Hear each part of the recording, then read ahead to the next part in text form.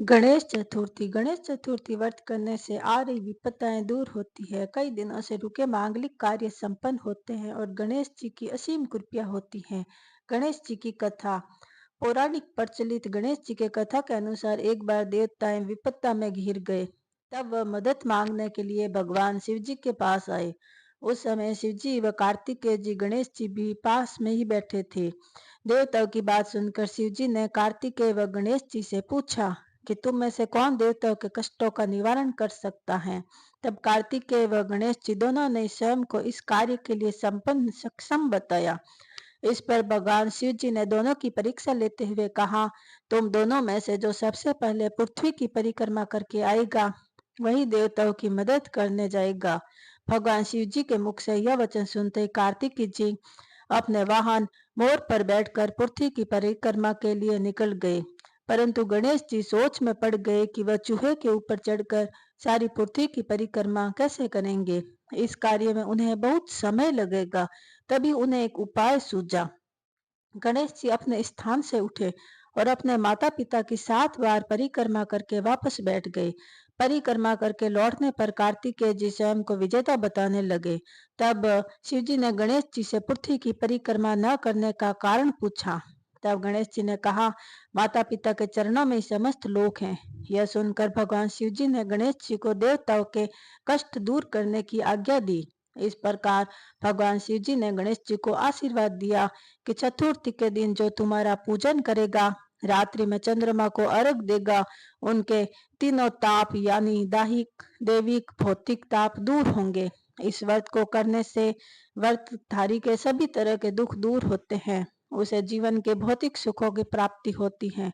चारों तरफ से समृद्धि बढ़ती है। पुत्र, पौत्र, धन्य, ऐश्वर्य, कोई चीज की कमी नहीं रहती है। जय गणेश जी महाराज। गणेश जी की दूसरी कथा। एक समय की बात है, भगवान विष्णु जी का विवाह लक्ष्मी जी के साथ निश्चित हो गया। विवाह की तैयारी होने लगी।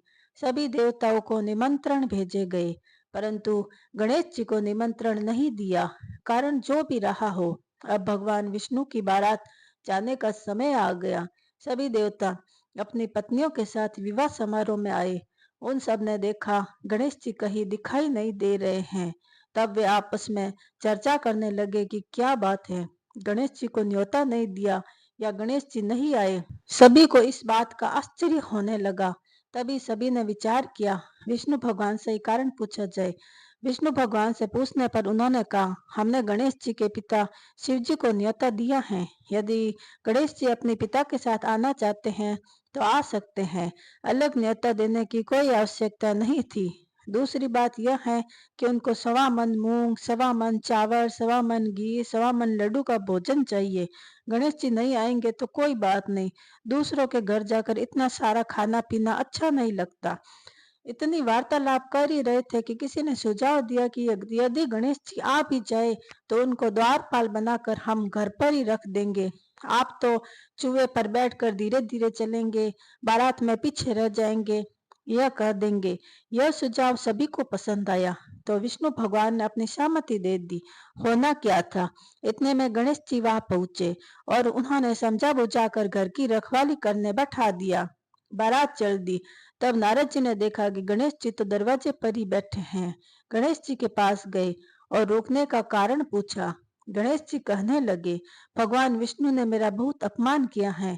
नारद जी ने कहा, आप अपनी मूषक सेना को आगे भेज दे, वे रास्ता खोद देंगे जिसके उनके वाहन धरती में धंस जाएंगे।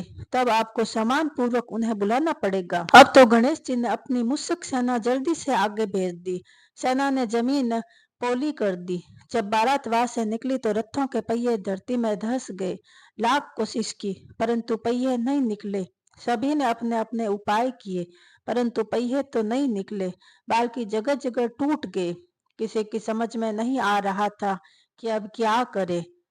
तब तो नारद जी ने कहा, आप लोगों ने गणेश जी का अपमान करके अच्छा नहीं किया। यदि उन्हें मना कर लाया जाए तो आपका कार्य सिद्ध हो सकता है, यह संकट टल सकता है। शंकर भगवान ने अपने दूत नंदी को भेजा और गणेश जी को लेकर आए। गणेश जी का आदर सम्मान के साथ पूजन किया। तब कहीं जाकर रथ के पहिए निकले। अब रथ के पहिए निकल तो गए, उन्हें टूटे फूटे को ठीक कैसे करे। पास के खेत में खाती काम कर रहा था, उसे बुलाया गया। खाती अपना कार्य करने से पहले श्री गणेशाय नमः कहकर गणेश जी की वंदना मन ही मन करने लगा। देखते ही देखते खाती ने सभी पहियों को ठीक कर दिया। तब खाती कहने लगा, हे देवताओं, आपने सर्वप्रथम गणेश जी को नहीं मनाया, न ही उनकी पूजन की, इसलिए आप पर यह सारा संकट आया है। हम तो मूर्ख अज्ञानी मनुष्य हैं, फिर भी पहले गणेश जी को पूजन करते हैं, उनका ध्यान करते हैं। आप लोग तो देवता गण हैं, फिर भी आप गणेश जी को कैसे भूल गए। अब आप लोग भगवान गणेश जी की जय बोलिए और भगवान गणेश जी का पूजन कीजिए, तभी आपके कार्य पूर्ण होंगे। जय गणेश जी महाराज।